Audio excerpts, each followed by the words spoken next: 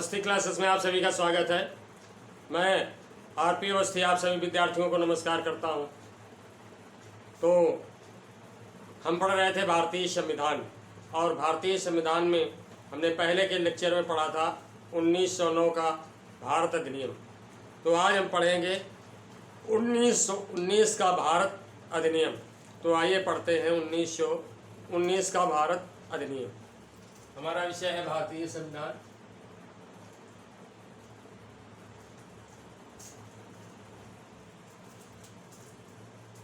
भारतीय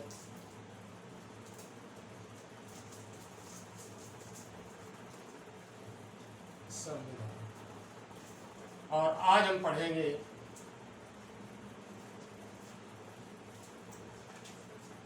दसवां भारत 1900 या भारत अधिनियम 1919 या भारत सरकार अधिनियम 1919। भारत सरकार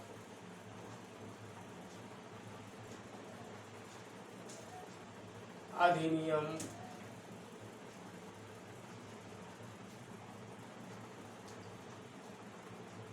1919।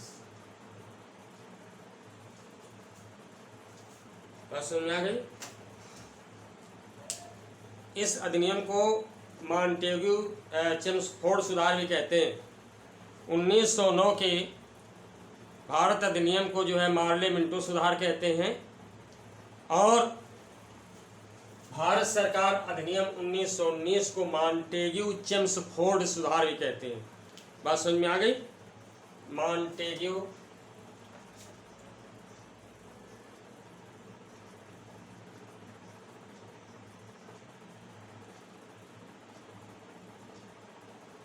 चेम्सफोर्ड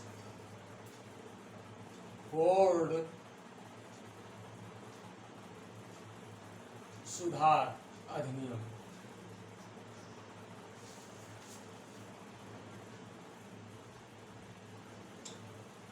ठीक है,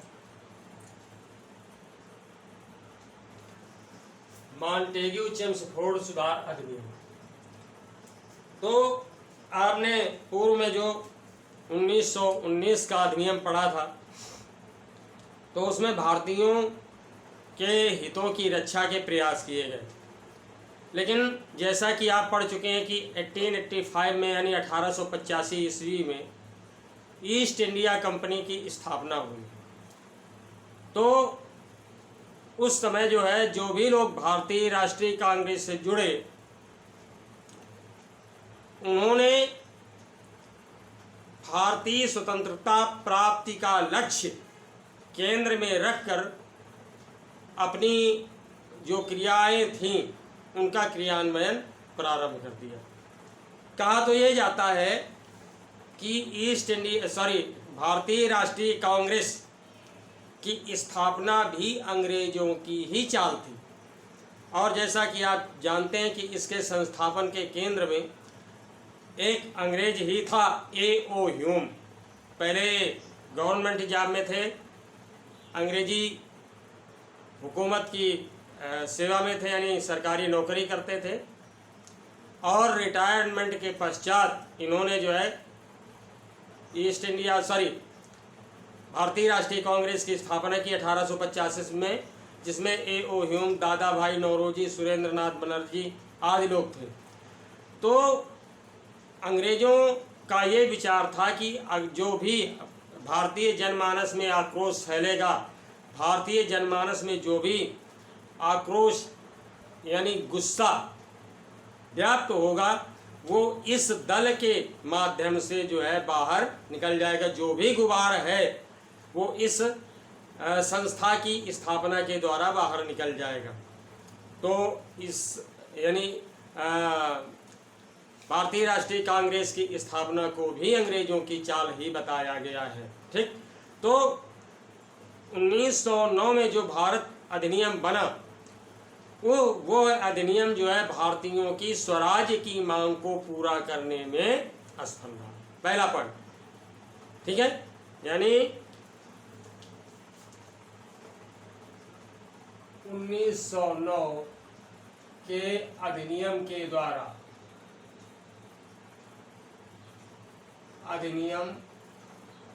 द्वारा भारतीयों की स्वराज की मांग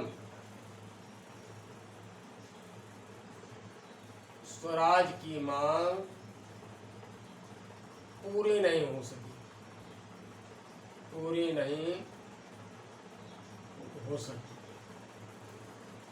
ठीक है, इन बिंदुओं को मैं ओरली देता चल रहा हूँ, समझने का प्रयास करें केवल। ठीक है, ये 1919 का अधिनियम क्यों बना, इसकी बैकग्राउंड है, इसकी भूमिका है। ठीक, तो पहला पॉइंट ये है कि 1909 के अधिनियम के द्वारा भारतीयों की स्वराज की मांग जो है पूरी नहीं हो पाई। दूसरा बिंदु ये है कि 1909 में आपने पढ़ा था कि सांप्रदायिक आधार पर जो है चुनाव कराए गए। सांप्रदायिक आधार पर चुनाव,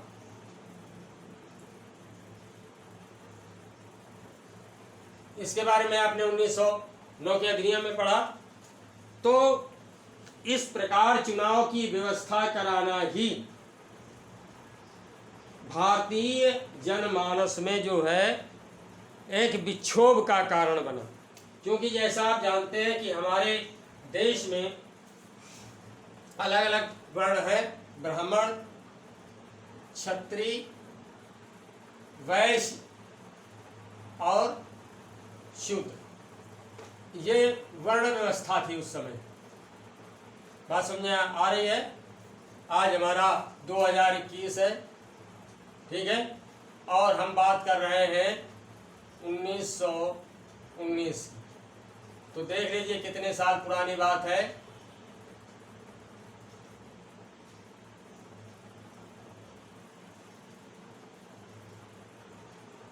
हम 100 साल पुरानी बात कर रहे हैं, यानी 102 साल पुरानी बात कर रहे हैं। तो उस समय ये जो है कॉस्ट फीलिंग जो है आज की तुलना में कुछ ज़्यादा ही थी, बहुत ज़्यादा थी। तो इस तरह से सांप्रदायिक चुनाव आधार, इसमें देखा था आपने कि निम्न वर्ग को भी जो है प्रतिनिधित्व का अधिकार मिला, चुनाव लड़ने का अधिकार मिला। यानी यूँ कह सकते हैं कि जो ओबीसी हैं और SC ST हैं, इनको भी प्रतिनिधित्व का अधिकार मिला, और ये जो है उच्च वर्ग के नाराज होने का कारण बना। बात समझ आई? तो इसका परिणाम क्या हुआ कि राष्ट्रवाद यानी सांप्रदायिक आधार पर जो चुनाव हुआ था, ये चुनाव भी राष्ट्रवादियों को जो है अपना आंदोलन तेज करने का एक अवसर मिला, बन गया। ठीक, यानी सांप्रदायिक आधार पर करवाए जाने वाले चुनावों के परिणाम स्वरूप भारतीयों को जो अपना आंदोलन है उसे ज़्यादा तेज करने का अवसर मिल गया। ठीक है, यानी इस व्यवस्था ने आंदोलनकारियों ने जो है अपना जो प्रयोग था, आंदोलन का प्रयोग, उसे ज़्यादा तेज कर दिया। ठीक, और अब नेक्स्ट पॉइंट आता है कि अंग्रेजों ने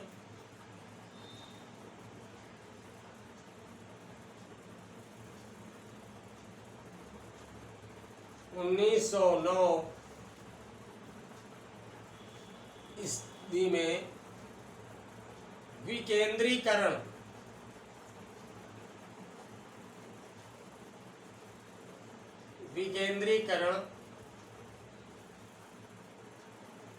आयोग की स्थापना की। ठीक है, विकेंद्रीकरण आयोग की स्थापना की, और इस आयोग ने जो है ब्रिटिश संसद को जो अपना प्रतिवेदन प्रस्तुत किया, यानी अपनी जांच की जो रिपोर्ट लगाई, उस रिपोर्ट में जो है उसने इस बात का खुलासा किया कि भारतीय शासन प्रणाली के जो अंग्रेज अधिकारी हैं वो भारतीयों पर ज़्यादा अच्छा व्यवहार नहीं करते हैं, तो उनके व्यवहार में परिवर्तन की आवश्यकता है। ठीक है, यानी अधिकारियों के प्रशासनिक नियंत्रण को कम किया जाए। बात समझ आ गई? इस आशय की रिपोर्ट जो है ब्रिटिश संसद को पेश की विकेंद्रीकरण आयोग ने कि भारत में कार्यरत अंग्रेजी अधिकारियों के मतलब अंग्रेजी अधिकारियों का जो नियंत्रण है, प्रशासनिक नियंत्रण प्रणाली है, उसे कम कर दिया जाए। ठीक, समझ में आ गई होगी बात। नेक्स्ट पॉइंट क्या है कि 1911 में लॉर्ड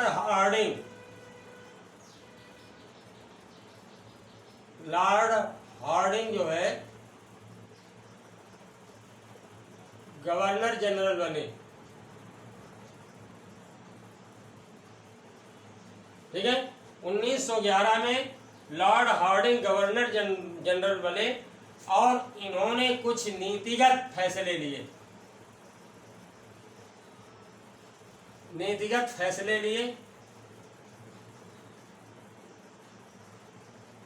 बात समझ आ रही ना? 1911 में लॉर्ड हार्डिंग गवर्नर जनरल बने और इन्होंने कुछ नीतिगत फैसले लिए। अब ये नीतिगत फैसले क्या है? पहला है तो ये कि 1911 में बंगाल विभाजन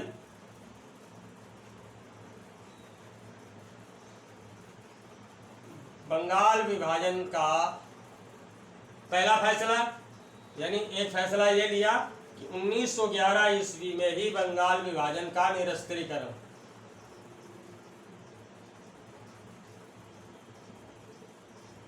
ठीक है, यानी जो बंगाल विभाजन हुआ था 1905 में लॉर्ड कर्जन के द्वारा, उसे जो है इन्होंने निरस्त कर दिया। ठीक है,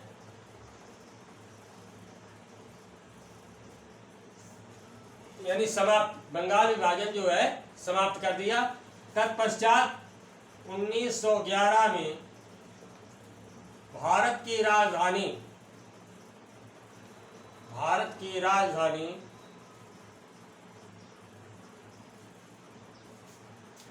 कलकत्ता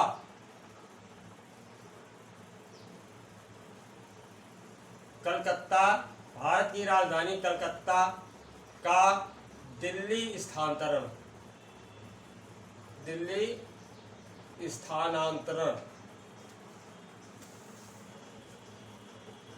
ये प्रश्न पूछा गया है कई बार परीक्षाओं में। बात समझ में आई?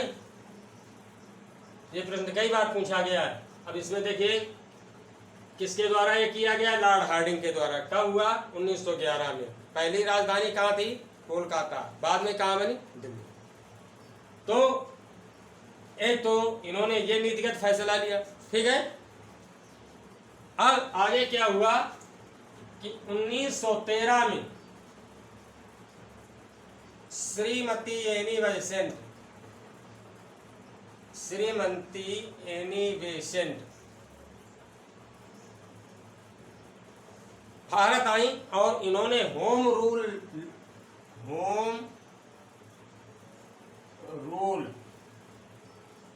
लीग आंदोलन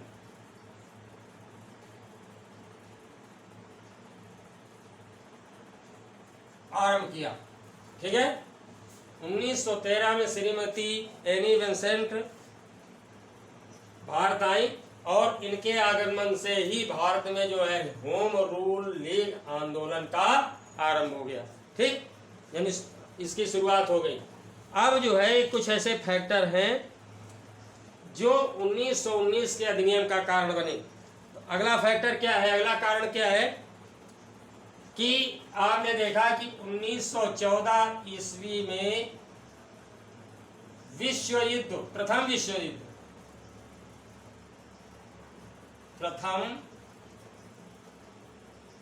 विश्व युद्ध की शुरुआत हो गई, का आरंभ। ठीक है, और ये आपको पता है कि 1918 तक चला। इस युद्ध में जो है, अब चूंकि अंग्रेजी सेना जो थी या अंग्रेज प्रशासन इकाइयां थीं, वो सारी की सारी इस युद्ध में लग गई। लिहाजा जो अंग्रेजों की साम्राज्यवादी नीति है, अंग्रेजों की भारत में जो साम्राज्यवादी नीति थी, साम्राज्य विस्तार की नीति थी, साम्राज्य को आगे बढ़ाने की, ज़्यादा से ज़्यादा बड़े पैमाने पर स्थापित करने की नीति थी, उस नीति को धक्का लगा, वो नीति कमज़ोर पड़ गई। बात समझ आ गई ना? यानी 1914 में हुए प्रथम विश्व युद्ध के कारण अंग्रेजों की साम्राज्य विस्तार नीति को धक्का लगा। क्लियर? और एक अगली बात क्या हुई कि 1916-17 में कांग्रेस के साथ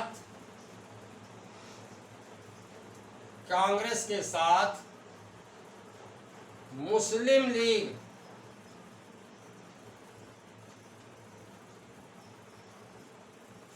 लीग का एक समझौता हो गया।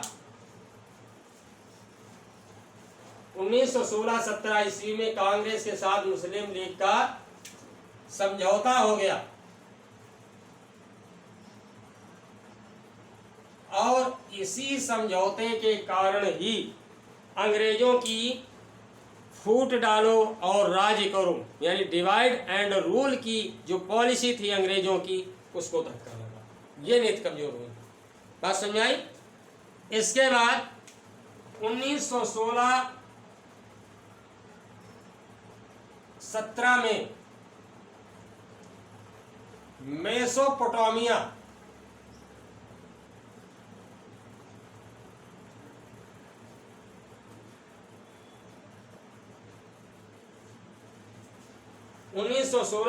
ईस्वी में मेसोपोटामिया आयोग के प्रतिवेदन के द्वारा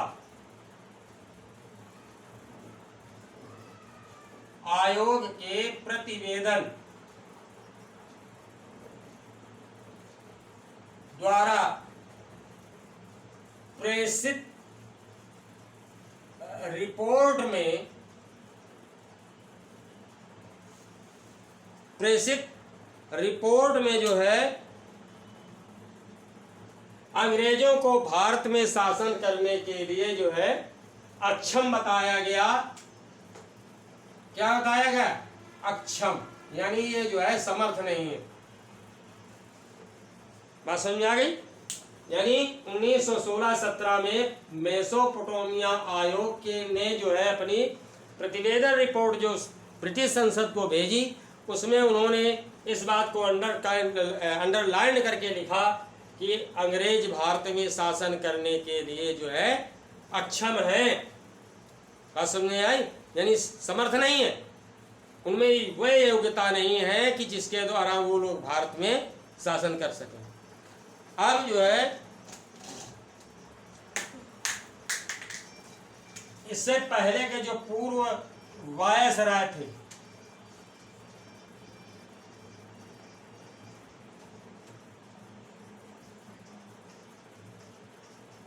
पूर्व वायसरायों की असफलता, ठीक है, पूर्व के जो वायसराय थे इनकी असफलताओं के कारण 1717 ईस्वी में चेम्सफोर्ड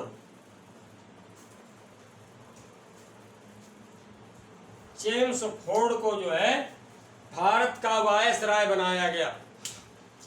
किसको बनाया गया? 1717 ईस्वी में जो है चेम्सफोर्ड को वायसराय बनाया गया, और साथ ही साथ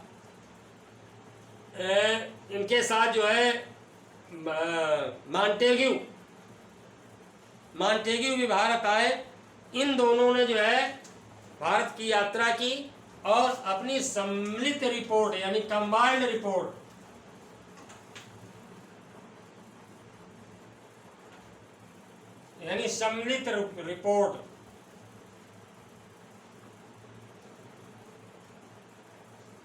ठीक है, ये ब्रिटिश गवर्नमेंट को भेजी और इस रिपोर्ट के आधार पर ही जो है आपका भारत सरकार अधिनियम 1919 पारित किया गया।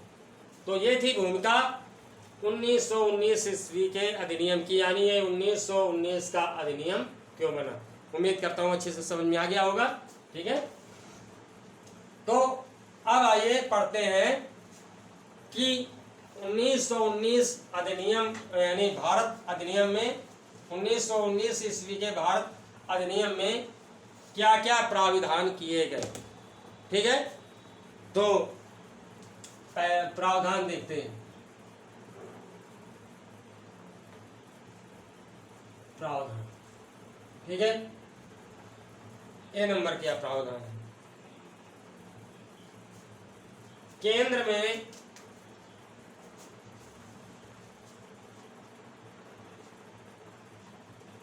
द्विसदनात्मक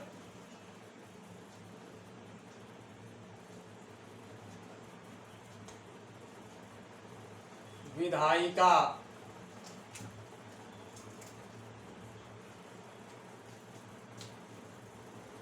आरंभ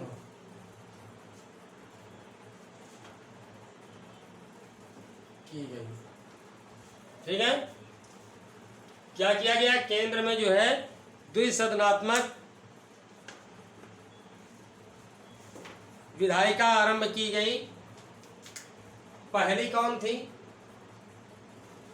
पहली कौन थी, राज्य परिषद।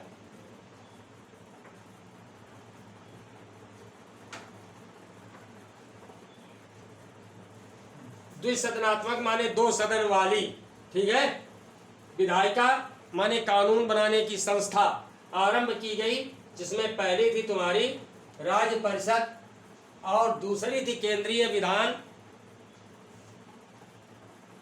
सभा। केंद्रीय विधानसभा,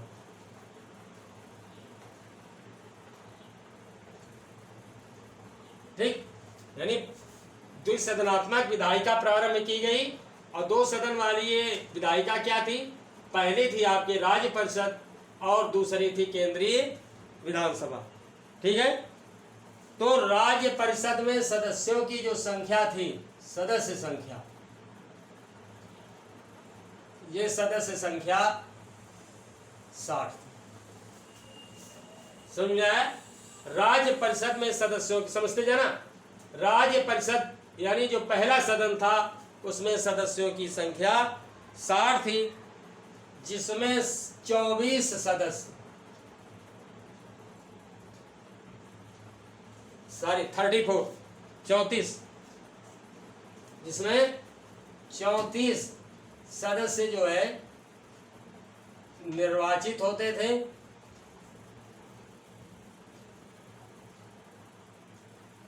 और जो शेष थे, शेष कितने बचे, 26। ये 26 सदस्य जो है गवर्नर जनरल के द्वारा मनोनीत होते थे, शेष मनोनीत यानी नॉमिनेटेड होते थे, नाम के आधार पर इनका चयन कर लिया जाता था। अब हम देखते हैं कि केंद्रीय विधानसभा में सदस्यों की संख्या कितनी थी। सदस्य संख्या इनमें 144 थी, कहीं कहीं किताबों में ध्यान दीजिएगा, किन्हीं किन्हीं किताबों में 145 भी मिलता है। ठीक है, कुछ किताबों में 144 है, कुछ किताबों में 145 है। तो केंद्रीय विधानसभा में सदस्यों की संख्या 144 या 145, जिसमें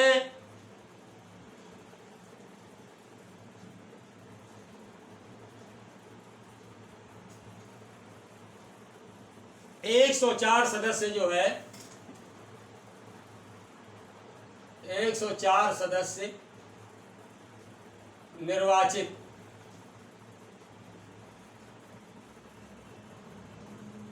और जो 40 होते थे यानी शेष मनोनीत।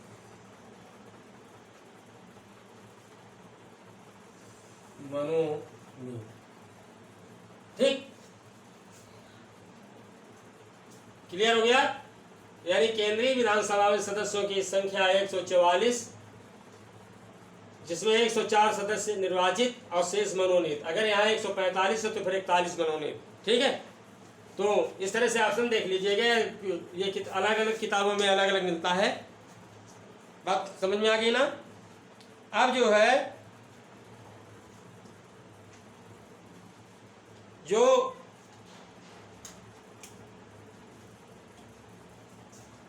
राज्य परिषद थी, इसका कार्यकाल ये था 5 वर्ष। ठीक है, और केंद्रीय विधानसभा का कार्यकाल ये था 3 वर्ष। अच्छे समझ में लीजिए, दोनों क्वेश्चन पूछे गए हैं आपकी परीक्षाओं में और आगे पूछे जाने की भी उम्मीद है। राज्य परिषद का कार्यकाल जो है 5 वर्ष का था, जबकि केंद्रीय विधानसभा का कार्यकाल 3 वर्ष था। तो ये था तुम्हारा ए नंबर की, यानी ए पॉइंट। ठीक है, जो ये पहला प्रावधान था। अब दूसरा प्रावधान क्या किया गया? दूसरा प्रावधान क्या किया गया कि राज्य परिषद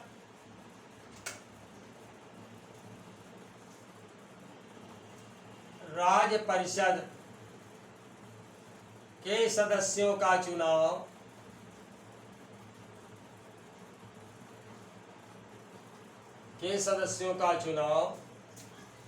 उन व्यक्तियों द्वारा किया जाता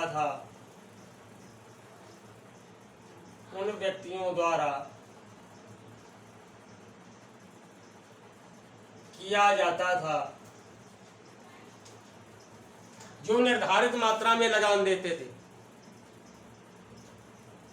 या जो जाता था, जो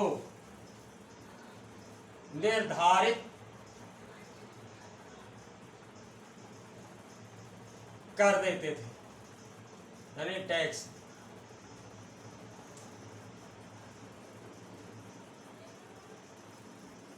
बात समझ आ गई? राज्य परिषद के सदस्यों का चुनाव उन व्यक्तियों द्वारा किया जाता था जो निर्धारित कर देते थे। इस सदन में खास बात क्या थी कि इस सदन में मुस्लिमों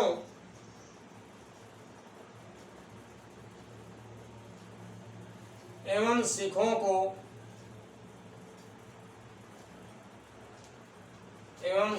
को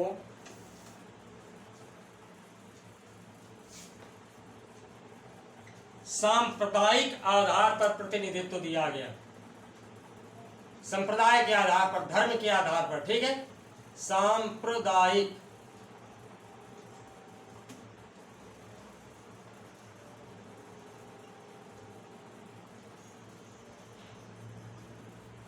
ठीक है, सांप्रदायिक आधार पर प्रतिनिधित्व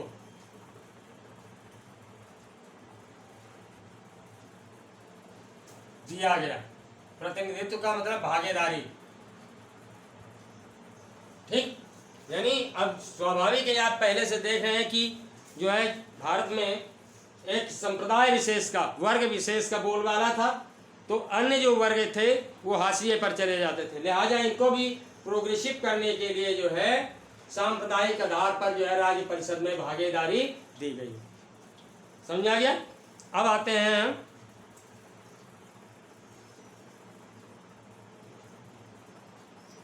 ये सदन जो है, देखिए 5 साल के लिए था, लेकिन गवर्नर जनरल, एक खास बात, गवर्नर जनरल इस सदन को 5 वर्ष के पहले भी विघटित कर सकता था। सवाल बनता है कि राज्य परिषद का कार्यकाल 5 वर्ष का था, लेकिन 5 वर्ष के पूर्व ही इसे विघटित किया जा सकता था, भंग किया जा सकता था। आसन दे दिया जाए आपको भारत मंत्री के द्वारा, गवर्नर जनरल के द्वारा। ठीक है, और 2 ऑप्शन जो यानी ब्रिटिश गवर्नमेंट के द्वारा, महारानी विक्टोरिया के द्वारा। तो इस तरह से आपको जो उत्तर होगा वो होगा गवर्नर जनरल के द्वारा या वायसराय के द्वारा। ठीक है। अब जो है आता है तुम्हारा केंद्रीय विधानसभा। केंद्रीय विधानसभा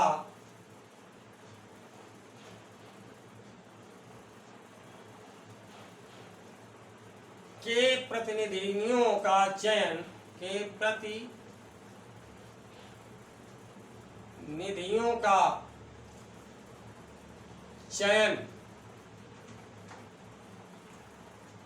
प्रत्यक्ष निर्वाचन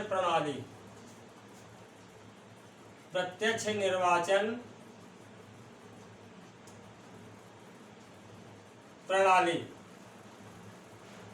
यानी डायरेक्ट इलेक्शन सिस्टम। जैसा कि आप सांसद और विधायकों का चयन करते हैं, है ना, आपकी वोटर आईडी है तो वोटर आईडी के आधार पर से आप अपना जो है पर्ची लेकर के अंदर जाते हैं और ईवीएम मशीन के द्वारा जो है अपने कैंडिडेट को वोट देते हैं। ये डायरेक्ट इलेक्शन सिस्टम है। ठीक, तो यही पद्धति अपनाई गई केंद्रीय विधानसभा के प्रतिनिधियों का चयन करने में। क्लियर।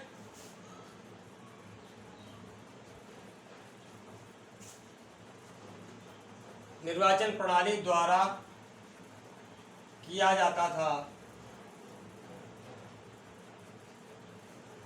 अब जो भारतीय जमींदार थे, भारतीय जमींदारों और उद्योगपतियों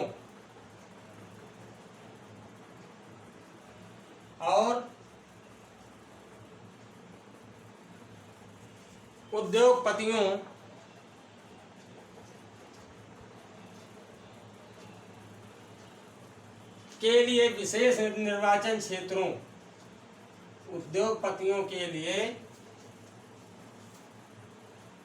विशेष निर्वाचन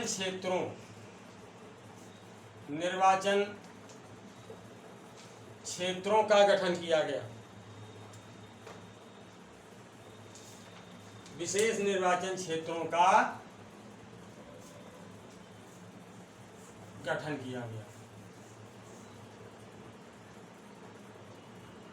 यह हो गया सी पॉइंट। यानी केंद्रीय विधान के सभा के जो प्रतिनिधि होते थे उनका चयन जो है प्रत्यक्ष निर्वाचन प्रणाली द्वारा किया जाता था, और जो भारतीय जमींदार थे या इंडस्ट्रियलाइज थे, उद्योगपति थे, उनके लिए अलग से जो है निर्वाचन क्षेत्रों की व्यवस्था की गई। ठीक है।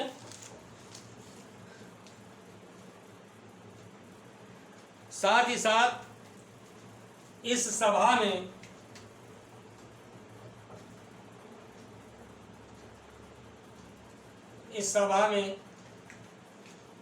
दलित वर्ग का मतलब SC ST, शेड्यूल्ड कास्ट और शेड्यूल्ड ट्राइब्स, यानी दलित वर्ग, साथ ही साथ एंग्लो इंडियन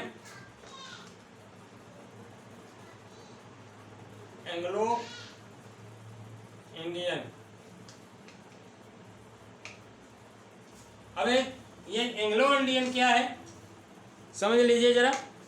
यदि कोई अंग्रेज किसी भारतीय महिला से संतान, यानी कोई अंग्रेज भारतीय महिला से शादी कर लेता है, कोई भी अंग्रेज किसी भारतीय महिला से शादी कर लेता है तो उससे उत्पन्न संतानें एंग्लो इंडियन कहलाती थी।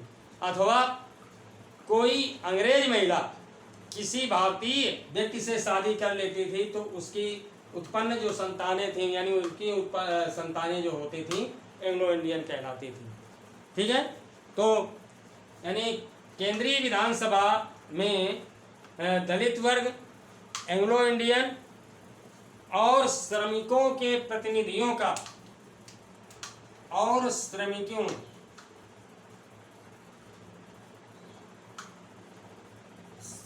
के प्रतिनिधियों, श्रमिक क्या होते थे? लेबरर्स। ठीक है। लेबरर्स जो मजदूर लोग थे उनके जो लीडर थे, ठीक है, तो इनके प्रतिनिधियों का मनोनयन किया जाता था, का मनोनयन,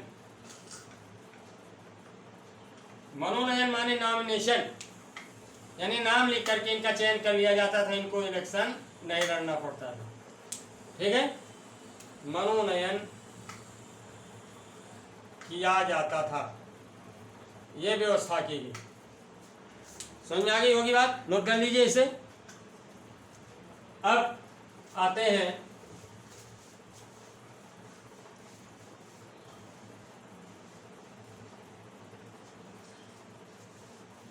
अगला प्रावधान क्या किया गया। ठीक है, अगला प्रावधान क्या किया गया तो देखते हैं हम। केंद्रीय व्यवस्थापिका,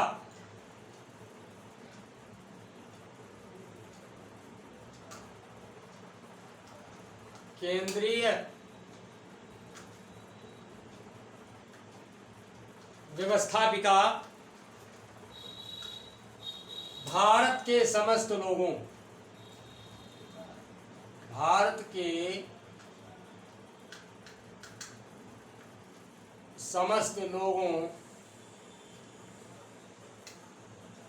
न्यायालयों,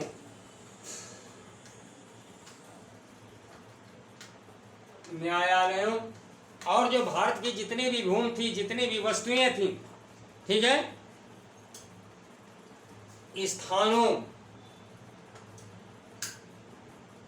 स्थानों तथा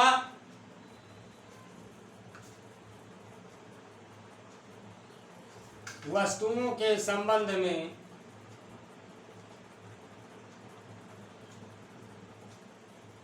कानून बना सकते थे।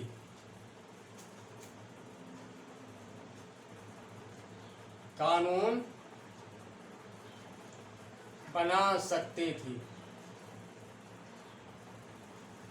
ठीक, यानी ये व्यवस्था कर दी गई कि जो केंद्रीय व्यवस्थापिका थी, तो भारत के जितने भी निवासी थे, भारत के जितनी भी प्रजा थी, उनके लिए जो कोर्ट्स थे, न्यायालय थे उनके लिए, और जो भी स्थान थे भारत के उनके लिए, यहाँ तक कि सारी वस्तुओं के लिए भी ये कानून बना सकते थे।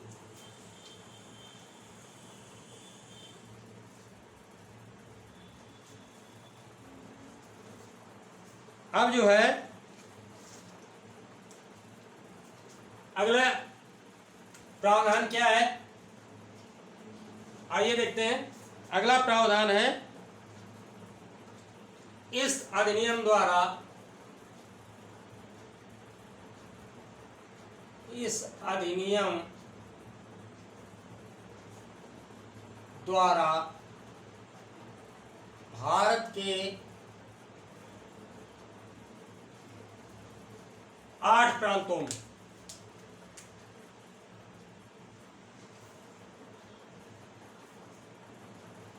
भारत के 8 प्रांतों में विधान परिषदों का गठन किया गया। ठीक है, विधान परिषदों का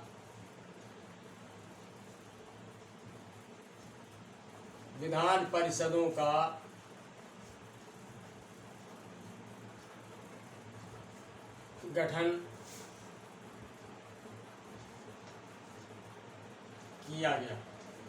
सवाल बनता है, देखिए बड़ा इंपॉर्टेंट पॉइंट है कि किस अधिनियम द्वारा भारत के 8 प्रांतों में विधान परिषद का गठन किया गया। उत्तर है तुम्हारा 1900 ईस्वी या 1919 ईस्वी के भारत सरकार अधिनियम द्वारा कितने प्रांतों में विधान परिषदों का गठन किया गया। ठीक है, ऑप्शन दे दिए जाएंगे आपको, 7, 8, 9, 10 इस तरह से ऑप्शन मिल जाएंगे, है ना। सवाल पूछा भी गया है, आगे पूछे जाने की संभावना है, इसलिए थोड़ा गहराई से पढ़िए, है ना, क्योंकि जब तक आप समर्पण की भावना नहीं रखेंगे तब तक लक्ष्य को प्राप्त कर पाना बड़ा कठिन हो जाता है। एक बार जो है एक लड़का खाना खाने के लिए रेस्टोरेंट में गया, तो एक वहाँ अल्ट्रा मॉडर्न लड़की आई और बोली आप क्या लेना पसंद करेंगे। तो लड़का जो खाना खाने गया था बोला आपका मोबाइल नंबर। अब इस उत्तर के बाद आप समझ सकते हैं कि उस लड़के के साथ क्या व्यवहार हुआ होगा। ठीक है, तो थोड़ा सा संजीदगी के साथ तैयारी करिए। आइए देखते हैं कि इन 8 प्रांतों में जो है विधान परिषदों का गठन किया गया। और अब एक चीज और देख लेते हैं कि वो प्रांत कौन कौन से थे और परिषद में सदस्यों की संख्या कितनी थी। परिषद में सदस्यों की संख्या, यहां से भी सवाल बनता है। ठीक है, तो पहला प्रांत है तुम्हारा बम्बई। बम्बई प्रांत में जो है जो विधान परिषद गठित की गई वहां सदस्यों की संख्या थी 11 यानी 11। ठीक है, फिर इसके बाद आता है आपका मद्रास।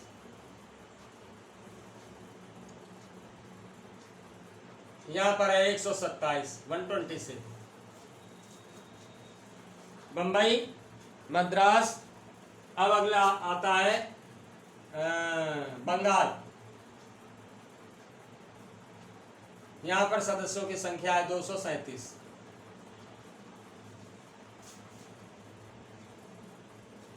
सॉरी 239 239। यहीं पर यानी बंगाल प्रांत ही ऐसा है जहां पर सदस्यों की संख्या ज्यादा है। अब इसमें जो है आपका उड़ीसा भी जुड़ा रहता था ना।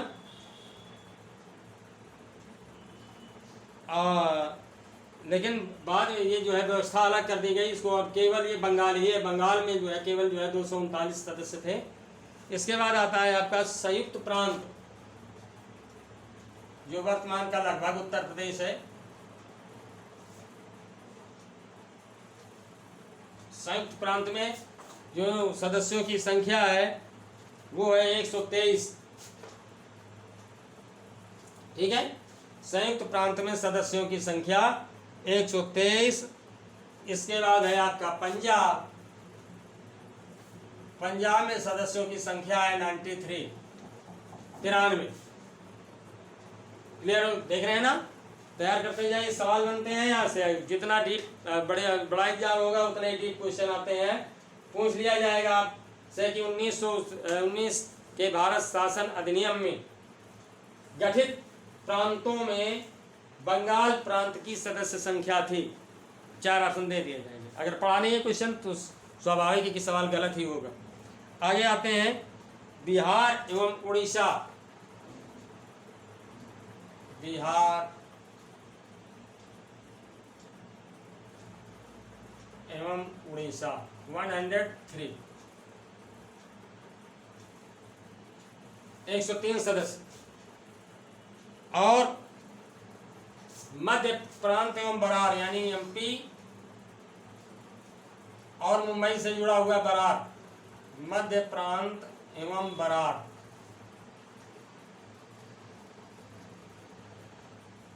मध्य प्रांत एवं बरार, यहाँ पर जो सदस्यों की संख्या है वो है 70। और फिर है आपका आसाम। आसाम में सदस्यों की संख्या है 53। तो इस तरह से ये गठित 8 प्रांत हैं आपके। 1 2 3 4 5 6 7 8 8 प्रांतों में जो है मैंने आपको सदस्यों की संख्या बता दी। समझ में आ गया होगा, है ना। अब अगला प्रावधान क्या है आइए देखते हैं, हम इसे नोट कर लीजिए।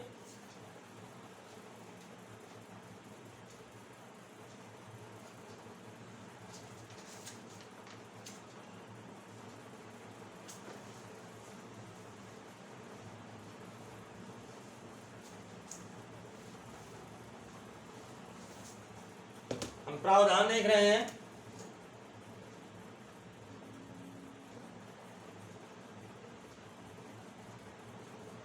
अगला प्रावधान है हमारा एफ नंबर।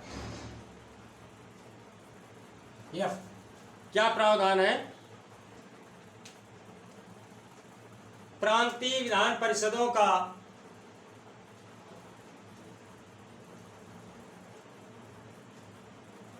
प्रांतीय विधान परिषदों का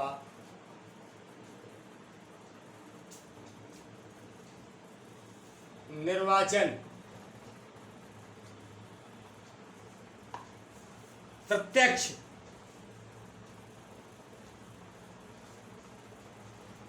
निर्वाचन पद्धति से किया जाता था, यानी वोट डाल के प्रत्यक्ष निर्वाचन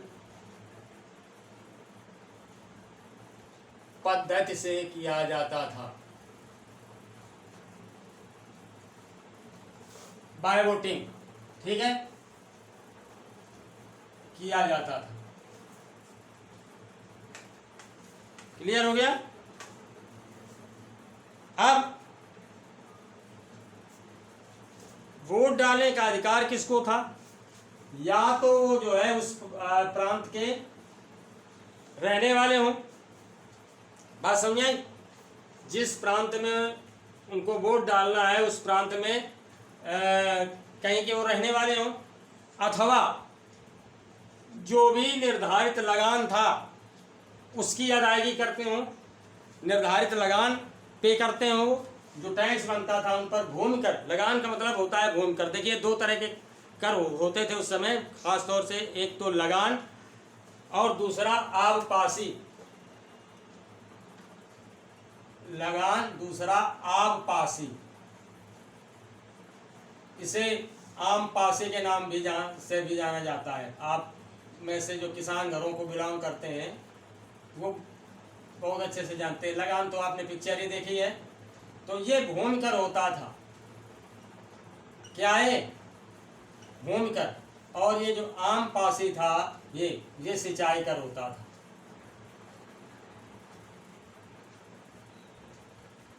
सिंचाई कर, ठीक है। तो ऐसे लोगों को वोट डालने का अधिकार था जो इन टैक्सों की अदायगी करते थे। साथ ही साथ जो स्थानीय संस्थाएं होती थी उनके द्वारा निर्धारित जो भू राजस्व देते थे, समझाया, उनको ही वोट डालने का अधिकार प्रदान किया गया था। अब आगे की व्यवस्था क्या है?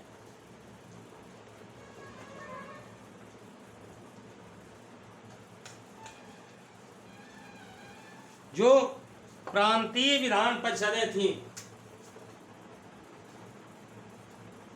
प्रांतीय विधान परिषदों को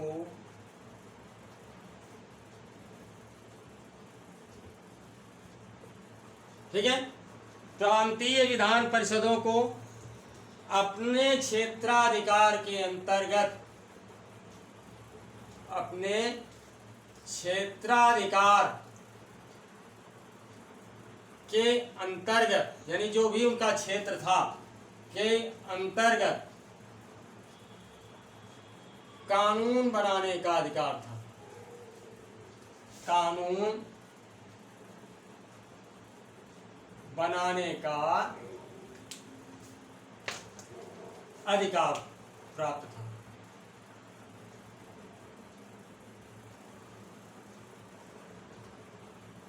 क्लियर? यानी प्रांतीय विधान परिषदों को ये अधिकार था कि वो अपने क्षेत्राधिकार के अंतर्गत कानून बना सकती थी। और साथ ही साथ अब अगला जो प्रावधान है H नंबर का, वो प्रावधान ये है, प्रांतीय अधिकारिकता के विषयों को, प्रांतीय अधिकारिकता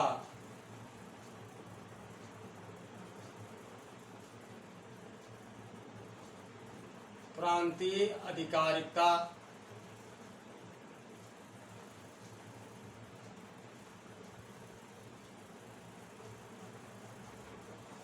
के विषयों को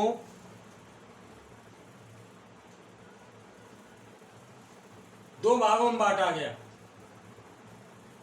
दो भागों में बांटा गया।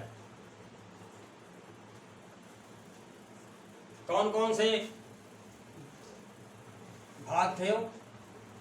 पहला तो है तुम्हारा जो है आरक्षित विषय,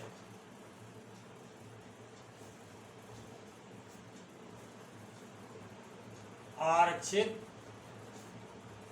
विषय, और दूसरा है हस्तांतरित,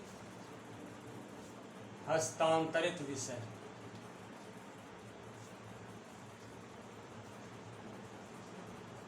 क्लियर हो गई ना बात? यानी प्रांतीय अधिकारिकता यानी प्रांतों के पास जो अधिकार थे उनको दो भागों में बांटा गया, आरक्षित विषय और हस्तांतरित विषय।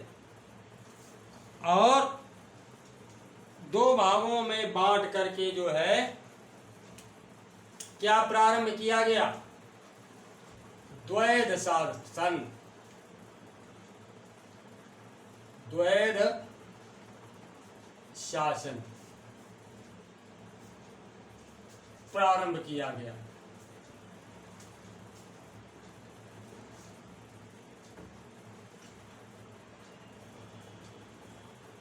यानी प्रांतीय अधिकारिकता के विषयों को आरक्षित विषय और हस्तांतरित विषय में बांट करके द्वैध शासन प्रारंभ किया गया।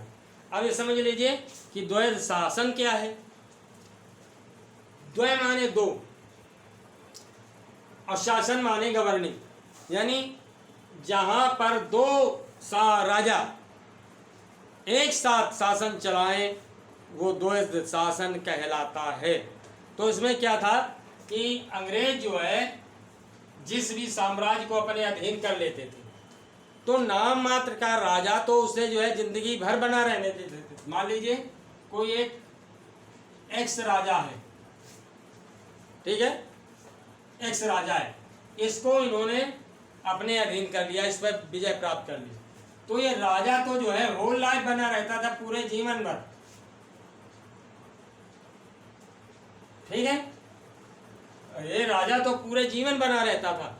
लेकिन जो टैक्स वसूलने के अधिकार थे, पावर ऑफ रेवेन्यू यानी टैक्स के अधिकार जो है अंग्रेज सरकार अपने हाथों में ले लेती थी, यानी ब्रिटिश जो है गवर्नमेंट अपने हाथों में ले लेती थी। क्लियर हो गया?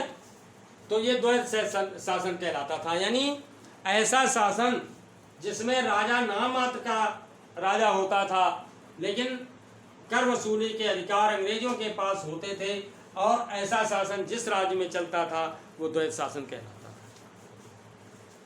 समझ आ गई ना बात? क्योंकि इसमें परेशान रहते हैं आप कि ये द्वैध शासन है क्या, है ना। अब अगली जो व्यवस्था है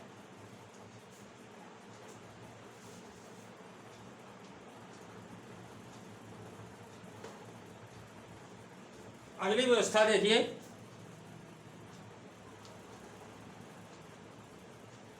कि अधिनियम के, ये जो अधिनियम बना ऊपर का, अधिनियम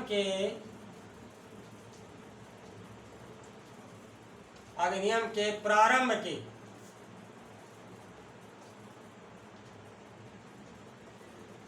10 वर्षों बाद,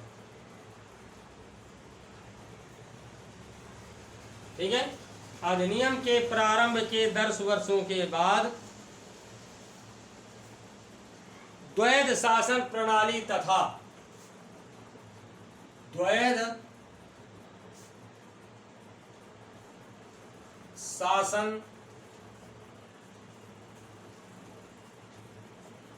प्रणाली तथा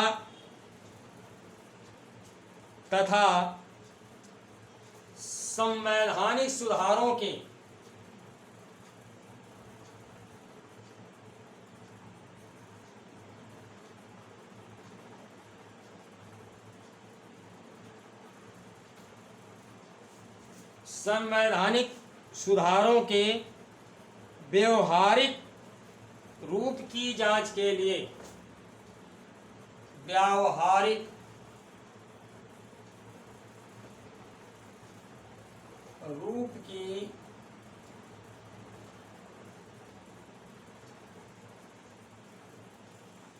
जांच के लिए, यानी जो व्यवस्था की गई, तो 10 वर्षों के पश्चात इसकी जांच के लिए क्या किया गया?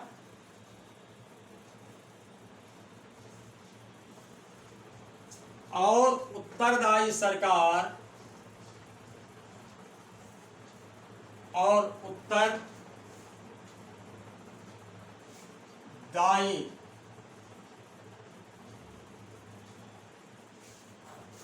उत्तरदायी सरकार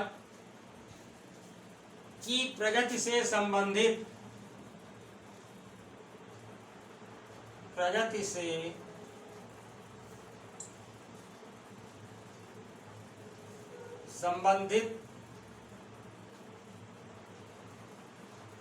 मामलों पर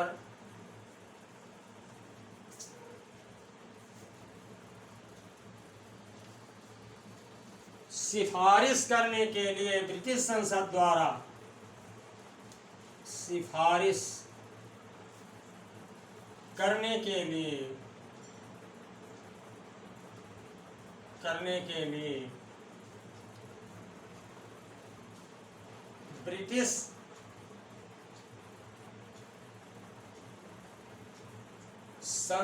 द्वारा ब्रिटिश संसद द्वारा क्या प्रावधान किया गया? एक आयोग का गठन किया गया, यानी एक कमीशन बनाया गया, एक आयोग का गठन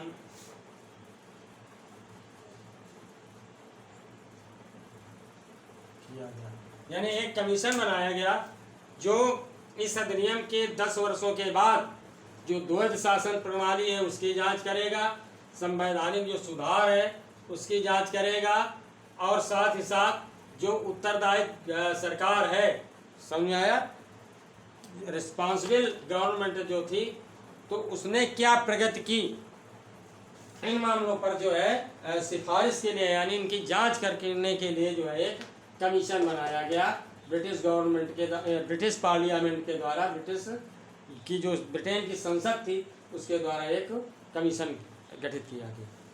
तो ये था भाई 1919 का भारत सरकार अधिनियम। उम्मीद करता हूँ अच्छे से समझ में आ गया होगा, तो इसे अच्छे से तैयार करिए। और नए छात्रों से पुनः एक अनुरोध कि मेरे चैनल अवस्थी क्लासेस को सब्सक्राइब करें, प्लीज़ इसे लाइक करें और शेयर भी करें। तो अच्छे भविष्य की उम्मीदें करता हूँ मैं आपके लिए, बहुत बहुत शुभकामनाएं। नेक्स्ट लेक्चर में मैं फिर आपके सामने उपस्थित होऊंगा, तब तक के लिए नमस्कार।